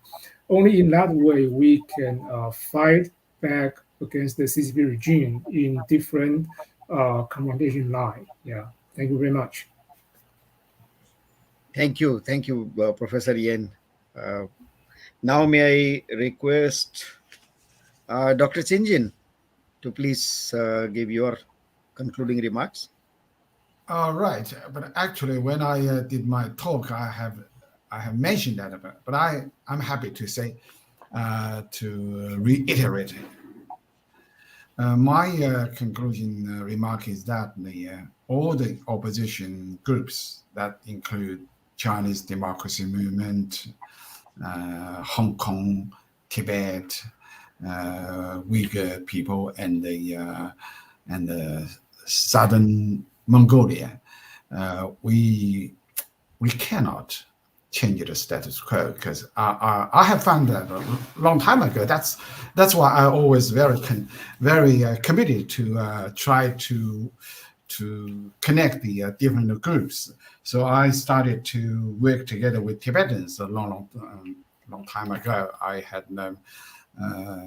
traveled India more than 10 times in order to have a good connection with His Holiness Dalai Lama.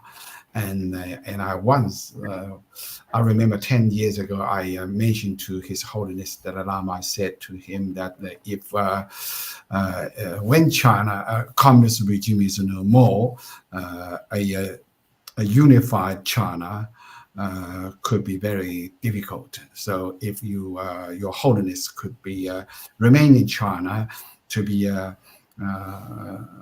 nominal head of a state, that could keep all different groups to stick together to become a unified China. But after that, immediately I noticed that it's totally impossible, because the communist regime, Chinese Communist Party, lost the opportunity.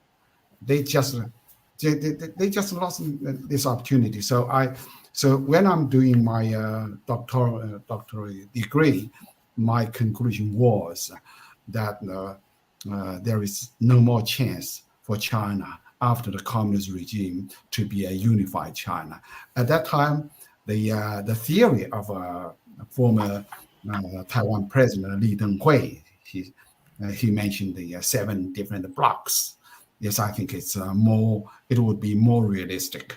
So I do not stick. I would not stick that opinion again. So the only thing I still cherish is that how can we see the downfall of the communist regime? The problem is we are not able to push that Cold War down. The only powerful forces actually United States. United States mothered the communist regime, and United States helped the communist regime to be powerful. They have never reviewed their wrong policy that made more than 70 years ago. They still keep doing that. So in 2016, I feel like to see some gleam of a light. That was a new political figure. Donald Trump turned up. He has no political experience, but he just understands how to deal with the CCP. So only during his period of 4 years time, the Chinese communist regime under Xi Jinping was really in tough pressure. But when he was kicked out of the White House, the chance for CCP to revive, it is there. But unfortunately, because of Xi Jinping's wrongdoings, a lot of wrongdoings, the relationship with the United States could not go back to the previous one. So at the moment, communist China is under the siege. He has no friend. So we can see the opportunity the communist regime could fall down. So we must be patient enough to see that day to come. So when it comes, I think you Tibetans, you Uyghurs, and you Southern Mongolians would have the chance to walk your own way. In Taiwan, I believe Taiwan has no intention at all to return back to China, to leave China, because Taiwanese is under the leadership of a green camp, DPP. They has no all these leaders, Li Denghui, Tsai Ing-wen, and or Chen Shui-bian, they have no intention at all to leave China. They just want to have this opportunity to set up their own country, Taiwan state. I understand that. That's the opportunity that the Chinese people had lost because of the communist regime. We have to accept the reality. Thank you. Oh, thank you, Dr. Chinjin. Let us hope for the best. And I think you gave a very good idea for a future seminar or webinar to analyze how America's policies towards China over the history, what difference they made, and to analyze these policies in the context of what has happened to China or what China is trying to do to the rest of world. That's a very good idea. Thank you very much. And now, because all our our speakers have given their opinion, and Edward Chin is not with us. Otherwise, I would have requested him to give his comments. So now to conclude, so may I request our friend Ayushi, Professor Ayushi Ketkar, to give a vote of thanks to to everybody who is involved. And before that, may I request all our participants who have, if they have their presentation in the form of written words, I will be very thankful, because we are seriously planning to compile it into a publication. So if I could get these papers tonight, I'll be very, very thankful. And it will also help me in preparing a report about the webinar without quoting anybody wrongly. So, Professor Ayushi Ketkar, may I request you to give a vote of thanks? Thank you, sir. It was indeed a very enlightening and very insightful presentation by all of you. Thank you so much for sharing your valuable time and being with us. We at Chase intend to bring in the most topical issues, the best experts around the world on issues pertaining to, especially related to Tibet and China. Because Tibet, we feel, is a very important issue. And as you all know, the founder of Chase, Mr. Vijay Kranti himself, is one of the leading Tibetologists in India and is somebody who has been with this cause for more than 50 years. So indeed, thank you so much, Vijay sir, for forming this forum, getting such wonderful speakers, because it's truly enlightening. Our audience has always been wanting. In fact, uh, the request that Vijay sir has put across is because some of our audience who are research scholars in various top universities in India and who want to specialize in Tibet are looking forward to some kind of reference work from us. And we look to producing some world-class literature, which is of help not only to the cause of Tibet, but also to a whole lot of young scholars who would want to specialize in it. So we truly request you all to kindly consider, giving us your papers, your write-up, or whatever literature you wish to share with us in the form of a chapter, in the form of an article, because in the next 6 months, one of the things that is on Che's top agenda is to bring out a nice little monograph on various important aspects of Tibet. So thank you once again on behalf of Chase and our partners who have always helped us make this happen. They provide us with the logistic support, with the ideological support, and with the moral support to make this happen. The Tibetan Youth Congress, and we have one of its members here as the panelist today. So, Dhondupla, it's really a pleasure that your organization and Chase actually for the last 2 years are bringing out some wonderful webinars which I look forward, which have become very popular with the academic world as well as with practitioners around. And thank you so much on behalf of Chase and TYC. Thank you all once again. Look forward to engaging with you on various topics pertaining to Tibet, China, and other important aspects. Thank you once again. Thank you. Thank you, Professor. Bye. Thank you. Bye bye. Bye. Thank you.